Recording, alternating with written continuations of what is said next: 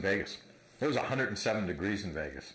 It was really, really hot in Vegas. And it was really hot here, too. Hot on the track, hot off the track. You missed all kinds of great races last weekend. I did. I just watched the replays. I watched Had to Be Ivory, very, very impressive. And, of course, Country Boy 123, another impressive effort. I missed it last week, but today we got 10 races on tap, so we're making up for what I missed last week. And we got the 2-year-olds and the trials for the bonus futurity. Right. Oh, my goodness. That's going to be interesting with the mud, so. Really good card of racing and a good betting card of racing today. The handicapping contest starts. Oh, the handicapping. Yeah. That's right. There we go. So there's a lot going on. Yeah. I know Bill Wigmore, my friend, is up in the VIP with his group today. So hi, Bill. I know we're going to have a few words from Bill after the 5th race review today, and maybe Bill can shed some light on his background here at Ajax Downs. Race number 1, let's jump right in, is a speed index race, first 12,000 going 330 yards. These are for horses with an average of 75 and under. Kind of a tough race, I think. I kind of went to the leading owner-trainer in here. I don't know where you went. I went, and this is before I knew that it was going to be sloppy. I picked Slingin' Pistol Annie, number 7. She's back in a week, but look at her first race of her life. She won in the slop with Tony Phillips riding, and I remember that day and being quite surprised that she won first time out. And her first race this season, she raced against Later Tater. Right. A very tough race there. And then last time, I thought it was a really good second start. She was first time Lasix. She didn't really have a very good start from the gate, so obviously she's going to have to correct that. But I like Slingin' Pistol Annie. Yeah, I used this horse in the middle too, but I went with the 2 Tavares horses. This Dude's on Fire is my first pick in the race. And I also like Hanover Hill Prince. Hanover Hill Prince is by a thoroughbred mare called Ethoria, who's by Demaloot Demashute. And if I remember correctly, Demaloot Demashute offspring lugged the off-track. That's, well, because he's a Bold Ruckus line horse. So, yeah, no, you're absolutely right, Nick. So that's very good. I mean, do we factor in sort of breeding? I mean, the distance is so short. Are they actually going to know that they're in the mud? Absolutely. All right. Yeah, there's mothers and there's fathers.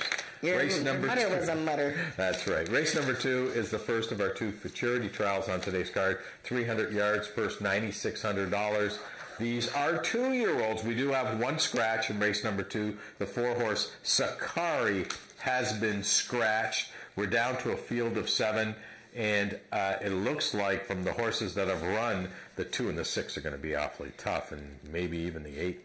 Yeah, I mean, you kind of have to lean to the ones that have raced here, even though there are, there's only 2 first-timers now, and the 1 horse who I'll be interested to see, that's Louie.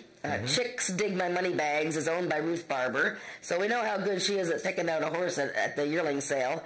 And he had a bullet workout May 28th. However, I picked Stripper Dust, this filly, well regarded when she was in Remington, and you gotta love her name too. Had all kinds of trouble in her first 2 races, and then she broke her maiden last time. And you know, it's funny that the comment says exploded. Right. She actually did. She only won by a neck, but you know, she actually had a bad start for the rail, and then she suddenly surged right before the wire to win by neck, and then she was like gone, like just, I don't know. I mean, who knows how she's going to handle the mud? But I think Stripper Dust is, and remember, Eddie Walton has his first choice of horses here, and he took her over Spy for the Senate, who was a very handy winner in the 2-year-old race on June 10th. You know, that's a very interesting comment line, exploded from a horse who had the rail. Usually horses that explode are from the outside. It's very rare that they have that type of burst inside of horses. So that's very, very important. Today, this horse gets the middle outside part of the track, and I think this horse will be tough. I did go to the 2-horse, Craig Spada's horse in here. I thought the horse ran a big race, was disqualified last time, and Chelsea Willick comes back to ride this horse today. But there's no question, the 6 horse is going to be awfully, awfully tough to beat. And I'm like you. Eddie Walton gets his first choice out of that barn, and he went for the 6 over the 8. So that's why I picked the 6 before I picked the 8. Race number 3 is the second of our 2 futurity trials on the day.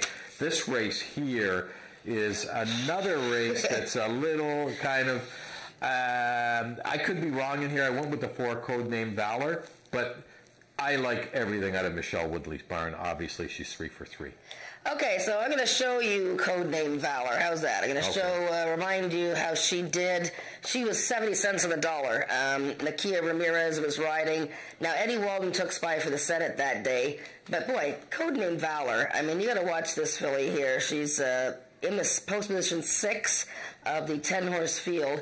It says she clipped heels. I don't really think she clipped heels, but she did have a kind of an awkward start. So when they get it up here, she was completely squished at the start and made a reasonably good recovery behind 3 horses, 2 horses that are back were in the previous race. So watch her in the 6. 1, 2, 3, 4, 5, 6.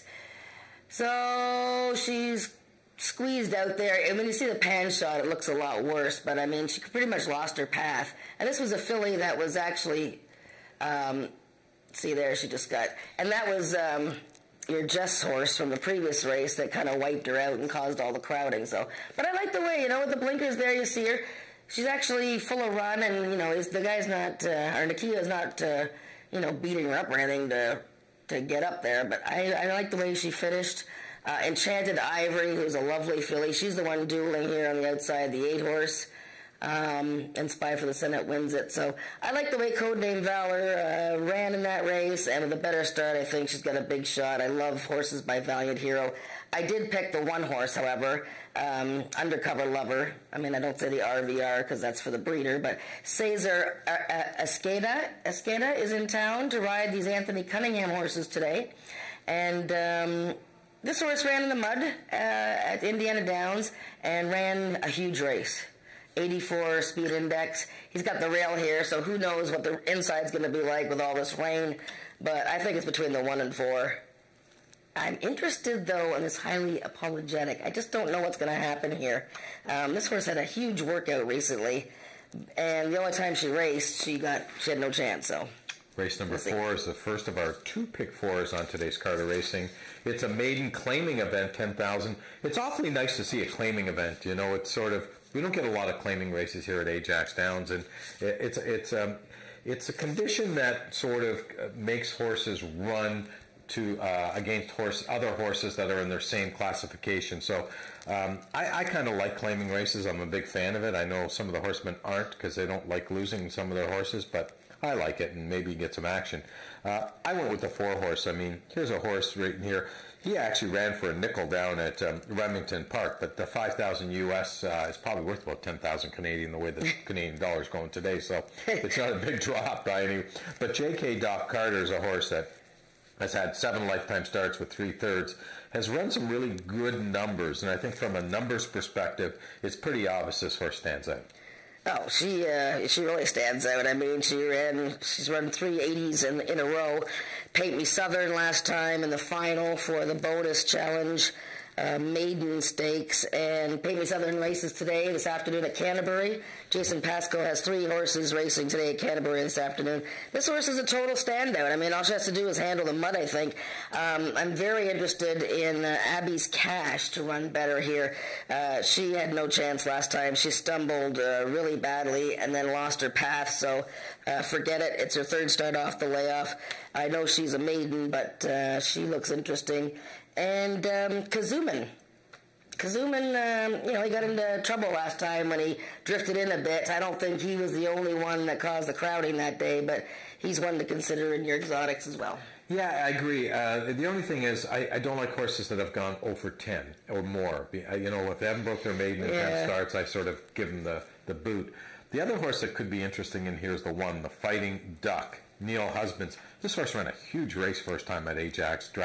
Drifted in, got caught, had the lead at one time, and this horse raced some decent races at Hazel Park last year. So the Fighting Duck has got 1 race under its belt here at Ajax Downs, raced 2 weeks ago. I thought it was a big race.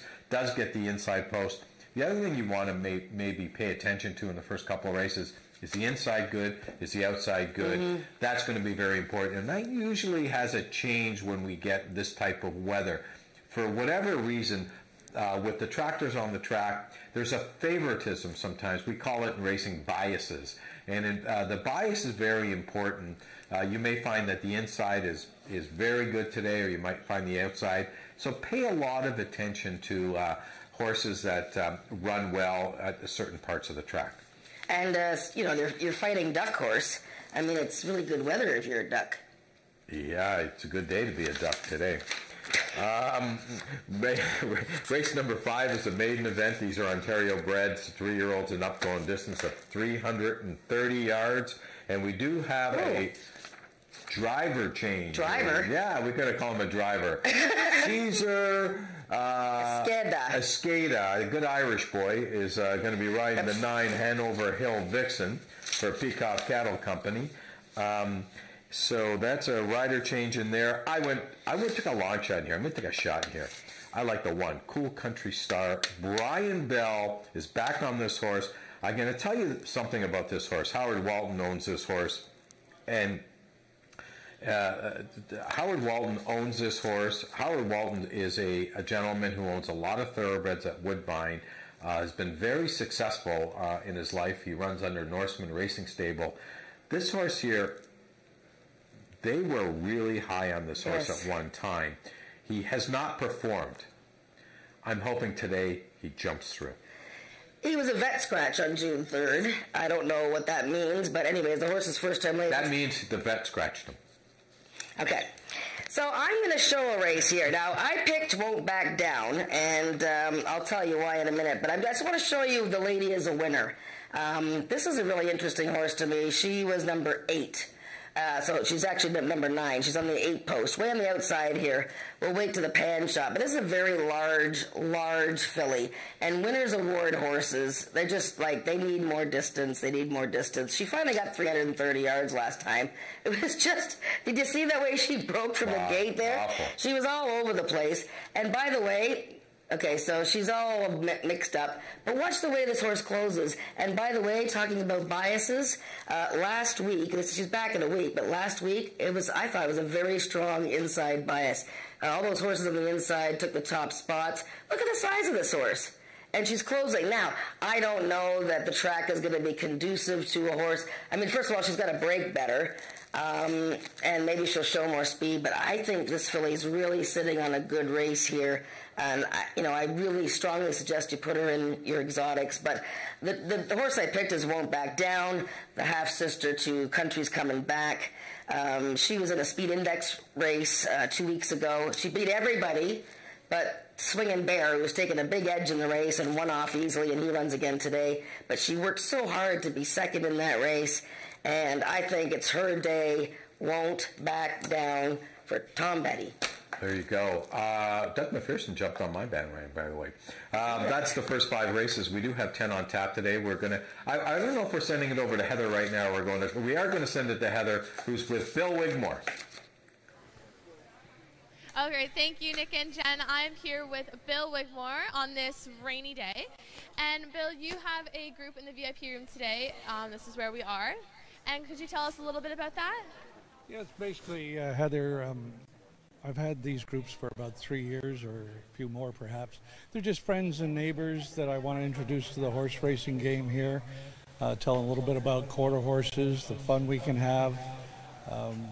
Basically, we just have a lot of fun. We go back, we have our own contest prizes, and they learn a bit about betting and sometimes make money.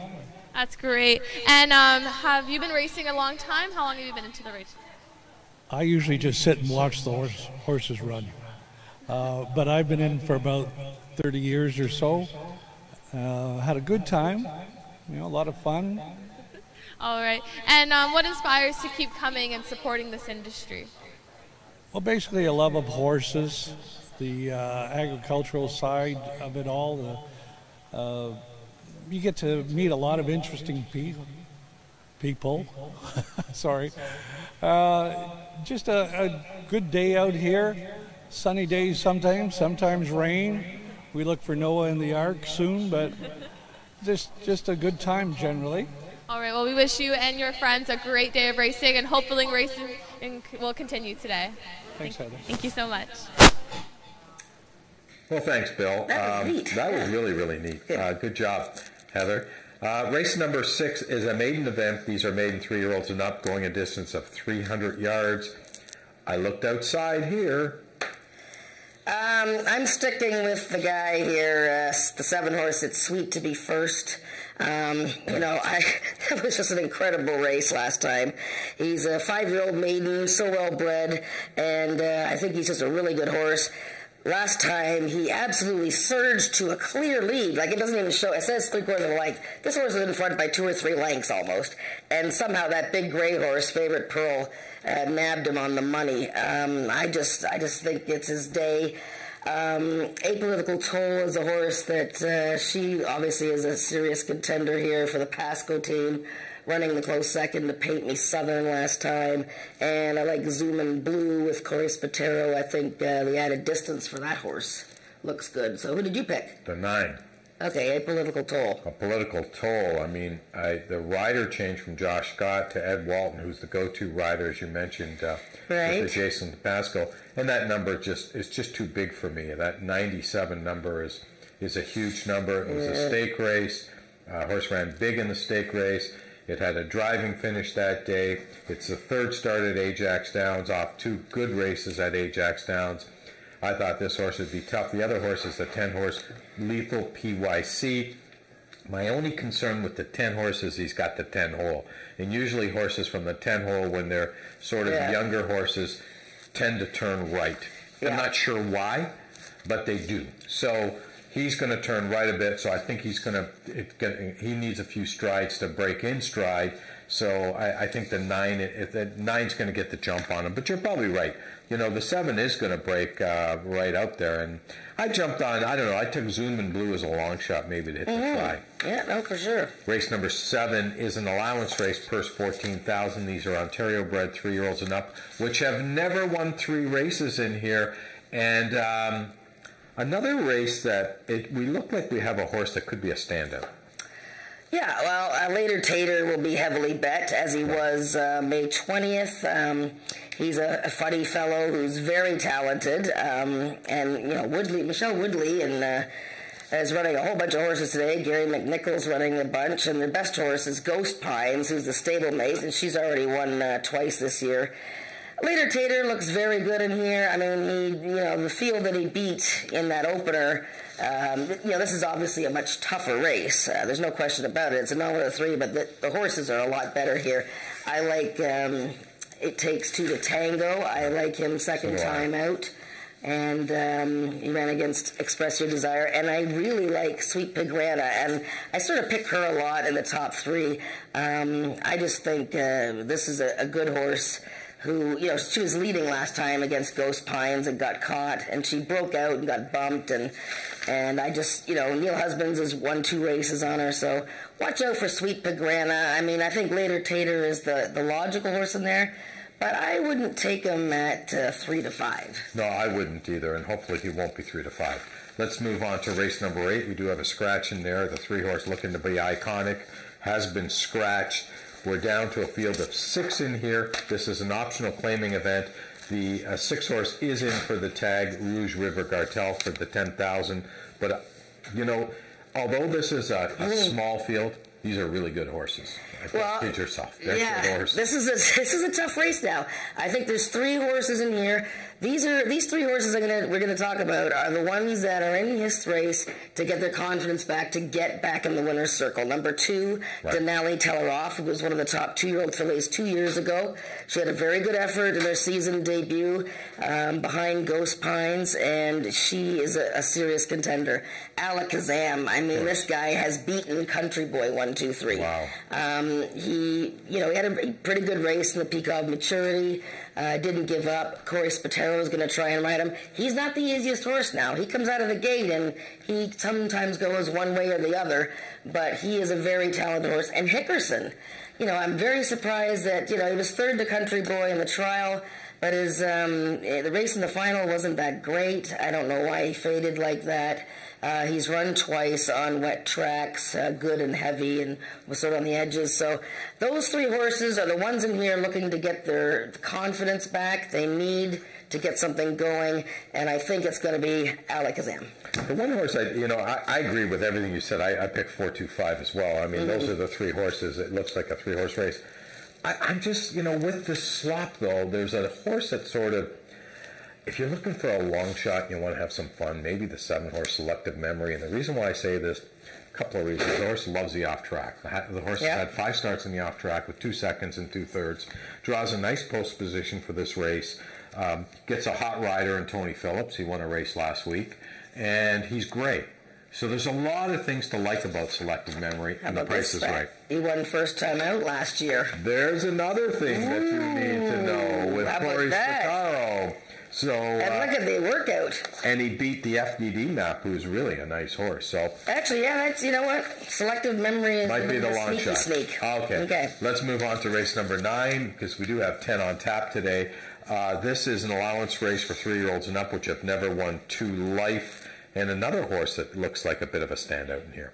Well, Favorite Pearl, what an exciting win she had her first race here at Ajax Downs. Nakia Ramirez rode that day. Looked like there was no chance of catching up to It's Sweet to Be First, and somehow managed to win that. She was going to go in that bonus challenge derby last weekend against Had to Be Ivory, was scratched. So it looks like, she's in here just to, let's, get her confidence going, see if she can win another race. So she's a logical horse. I think Snowy Cartel Eagle is a very dangerous horse in here. Second to Carneros in her season debut. And that horse was second in the stake last weekend. Had to Be Ivory. So I like the 4 and 5. Yeah, so do I. 4, 5, and if you're looking for a long shot, maybe the 7-horse. Let's move on to the 10th and final race on today's card of racing. It's a speed index race. These are 3-year-olds and up with an average speed index of 85 and under. We do have a scratch, the 5-horse Frey Cool, with my favorite rider, Norm Lloyd D'Souza, gets to go home early today. 300 yards the distance. And this is kind of an interesting race, but the 8-horse on the outside is going to look to be tough to beat in here. Yeah, and you know what? He's won in the mud, wet fast at Evangeline Downs. You know what? He was pretty dominant in that race 2 weeks ago and taking an edge. So, yeah, he's dangerous. I picked him 3rd. I just thought maybe Loomis first and Swing and Bear, the 2 gray horses that are very quick, maybe they'll, go out there like crazy, and sneaking up the inside is the Flash Drive for the Letnans, who are having a really good, they had that She's Sizzling that qualified for the final of the stake race at Canterbury in a couple weeks. The Flash Drive race in a very fast event, Kona Corona won. It was for horses that have an average speed index of 90 and under. He's now in an 85 and under. The 7th place finisher from his opener has come back to win. There's lots of things I like about the Flash Drive. So he won 3rd time out last year, but Flash Drive, I think he computes into a winner. There you go. That's our show, Talking Quarters, for Sunday, June the 24th, and we'll be with you all day in the rainy paddock. We're going to send Jennifer out in the rain. We'll see you after.